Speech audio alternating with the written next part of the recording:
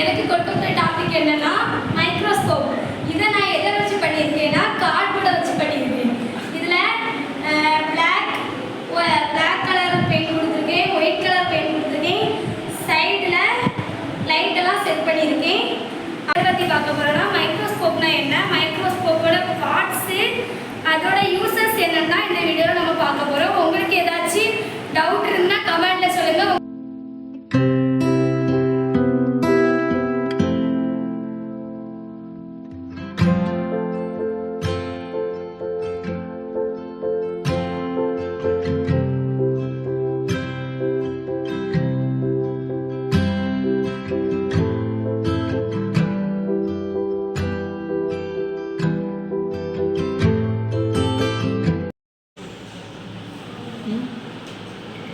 நாம் இன்றைக்கி பார்க்க போகிற டாபிக் மைக்ரோஸ்கோப்.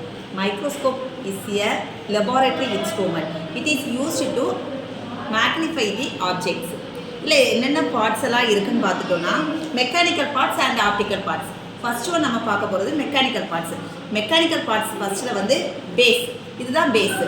பேஸ் எதுக்காக யூஸ் பண்ணுதுன்னா நம்ம ஹோல் மைக்ரோஸ்கோப்பையும் பேலன்ஸ் பண்ணி தாங்கி பிடிக்கிறதுக்காக தான் இந்த பேஸ் இருக்குது.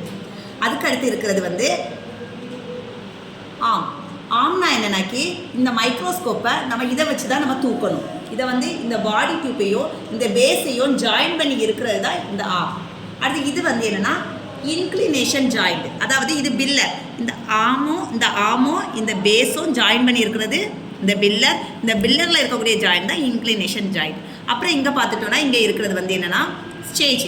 இந்த ஸ்டேஜ் எதுக்காக யூஸ் ஆகுதுன்னா இந்த ஸ்டேஜில் தான் நம்ம எந்த ஆப்ஜெக்டை வந்து மேக்னிஃபை பண்ணி பார்க்கணுமோ அந்த ஆப்ஜெக்டை நம்ம இதில் தான் வச்சு நம்ம பார்ப்போம்.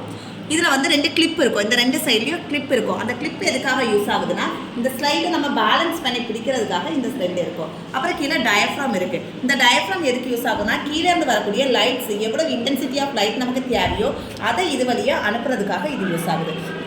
நமக்கு இந்த ஸ்டேஜில் வந்து ஒரு ஹோல் இருக்கும். இந்த ஹோல் எதுக்காக இருக்குன்னா நம்ம இதில் ஸ்லைடு வைப்போம். அந்த ஸ்லைடில் தான் நம்ம பார்க்கக்கூடிய மைக்ரோ ஆர்கானிசம் இருக்கும். அந்த நமக்கு வந்து லைட் சோர்ஸ் வந்தால் தான் நமக்கு இங்கே மேக்னிஃபிகேஷன் நடக்கும். அப்போ இந்த லைட் சோர்ஸ் வந்து மேலே வரதுக்காக தான் இந்த ஹோல் இருக்குது. அடுத்து வந்து இதுக்கு பேர் வந்து பாடி டியூப். இந்த பாடி டியூப் எதுக்காக யூஸ் ஆகுதுனாக்கி இந்த பாடி டியூப் வழியாக தான் மேக்னிஃபிகேஷன் நமக்கு இங்கே தெரியும். இதில் வந்து இது வந்து நோஸ் பீஸ். இந்த நோஸ் பீஸில் நமக்கு லென்ஸ் வந்து ஜாயிண்ட் ஆகியிருக்கு. இந்த நோஸ் பீஸ் நமக்கு ரொட்டேட்டபிளாகிட்டு இருக்கும். அப்புறம் வந்து இங்கே வந்து இருக்கிறது வந்து கோர்ஸ் அட்ஜஸ்ட்மெண்ட் நாப். இது எதுக்காக யூஸ் ஆகுதுன்னா இந்த பாடி டியூப்பை மேலேயும் கீழே வந்து அட்ஜஸ்ட்மெண்ட் பண்ணுறதுக்காக இது இருக்குது. அப்புறம் இங்கே வந்து ஃபைன் அட்ஜஸ்ட்மெண்ட் நாப். இந்த நாப் எதுக்காக யூஸ் ஆகுதுனாக்கி நம்ம ஃபைனாட்டு தெரிகிறதுக்காக இது அட்ஜஸ்ட்மெண்ட். இது 2 அட்ஜஸ்டபிள் டைப்பில் இருக்கும். நம்ம திருக்கிக்கலாம். என்ன நம்ம தேவையோ பொசிஷன் இப்போ இதை நம்ம திருக்கிக்கலாம். அதை திருக்கிற அளவில் தான் இந்த 2மே நமக்கு இருக்கும். அதுக்கப்புறம் வந்து பார்க்குறது second one optical parts. Optical பார்ட்ஸில் ஃபஸ்ட்டு ஒன் நமக்கு இதுதான் ஆக்குலார் லென்ஸ்ன்னு சொல்லுவோம். இதில் வந்து ஒரு 3 லென்ஸ் நமக்கு இருக்கும். 10x 40x 100xன்னு இருக்கும். அதாவது 10x மீன்ஸ் என்னன்னாக்கி 10 மடங்கு நமக்கு மேக்னிஃபை பண்ணி காணிக்கும். 40x மீன்ஸ் 40 வாட்டி நமக்கு மேக்னிஃபை காணிக்கும். 100x மீன்ஸ் நமக்கு 100 வாட்டி மேக்னிஃபை பண்ணி அது காணிக்கும். இப்போ நம்ம ஃபஸ்ட்டு வந்து நம்ம இதில் வந்து நமக்கு எது தேவையோ அதை இந்த ஸ்டேஜில் வச்சு கிளிப்பை வச்சு ஜாயின் பண்ணிவிட்டு ஃபஸ்ட்டு 10xல் வச்சு நம்ம இந்த கோர்ஸ் அட்ஜஸ்ட்மெண்ட் நாப்பை வச்சு திருக்கி நம்ம வந்து என்னென்னா ஃபோக்கஸ் பண்ணி இது வழியாக கண்ணை வச்சு நம்ம என்ன செய்யணும்னா பார்க்கணும். பார்க்கும்போது நமக்கு எது தெரியும்னாக்கி இதில் வந்து நமக்கு ஃபோக்கஸ் ஆகி தெரியும். என்ன தெரியுதோ அது வந்து நம்ம எந்த லென்ஸ் வச்சுருக்கோமோ அதுக்கேற்றாப்புல அது மேக்னிஃபிகேஷன் நடக்கும். செகண்ட் மேக்னிஃபிகேஷன் எங்கே நடக்கும்னா இந்த ஐபீஸில் நடக்கும். இந்த ஐபீஸ்க்குள்ளே நமக்கு லென்ஸ் இருக்கும். அப்போது இந்த வரக்கூடிய இமேஜ் இங்கே மேக்னிஃபை ஆகி இந்த பாடி டியூப் வழியாக வந்து மறுபடியும் மேக்னிஃபிகேஷன் எங்கே நடக்கும்னா இந்த ஐபீஸில் மேக்னிஃபிகேஷன் நடக்கும். அப்போ லென்ஸ் இங்கேயே நடக்கும், இங்கேயே இருக்கும். இங்கேயும் மேக்னிஃபிகேஷன் நடந்து அந்த மேக்னிஃபிகேஷன் இப்போ 40x வச்சோம்னா 40 மடங்கு மேக்னிஃபிகேஷன் நடந்து மறுபடியும் இங்கே 10x லென்ஸாக இருந்துச்சுன்னா மறுபடியும் 10 மடங்கு அது என்ன செய்யணும் மேக்னிஃபை பண்ணி நம்ம கண்ணுக்கு என்ன செய்யணும் தெரியும். திரும்ப இதில் வந்து லாஸ்ட் என்ன இருக்குன்னா லைட் சோர்ஸ். லைட் சோர்ஸ் வழியாக தான் நமக்கு வந்து என்னென்னா லைட் அனுப்புகிறாங்க. இந்த தேவையான இந்த டயஃப்ராம் வழியாக தேவையான லென்ஸ் எங்கே செய்யணும்னாக்கி இந்த இதில் வரும். இதில் தான் நம்ம ஸ்லைடில் தான் நம்ம வச்சுருப்போம். எது பார்க்கணுமோ அதை இந்த ஸ்லைடில் வச்சுருப்போம். இந்த லைட் சோர்ஸ் பற்றி நமக்கு இங்கே மேக்னிஃபிகேஷன் நடந்து பாடி டியூப் வழியாக மறுபடியும் ஐபீஸில் மேக்னிஃபிகேஷன் நடந்து நமக்கு இங்கே வந்து தெரியும்.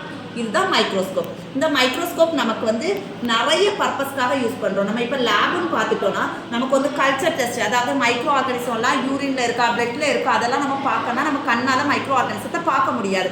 அப்போ நம்ம என்ன செய்வோம்னா நம்ம எந்த சாம்பிளோட மைக்ரோ ஆர்கானிசத்தை பார்க்கணுமோ அந்த மைக்ரோ ஆர்கானிசத்தை நம்ம இந்த ஸ்லைடில் வச்சுக்கிட்டு நம்ம இங்கே அந்த ஸ்டெயினிங் எல்லாம் பண்ணி நம்ம இது வழியாக பார்க்கும்போது நமக்கு என்ன ஆர்கானிசம் இருக்குன்னு சொல்லிட்டு நம்ம ஐடென்டிஃபை பண்ணலாம். அதுக்காக தான் நம்ம லேபில் இது வந்து யூஸ் பண்ணணும். இது முக்கியமான இன்ஸ்ட்ருமெண்ட். நம்ம லெபார்ட்டரியில், நம்ம டிஎம்எல்டியில், நம்ம லேபில், நம்ம லெபார்ட்டரியில் முக்கியமாக இருக்கக்கூடிய ஒரு இன்ஸ்ட்ருமெண்ட் மைக்ரோஸ்கோப். தேங்க்யூ.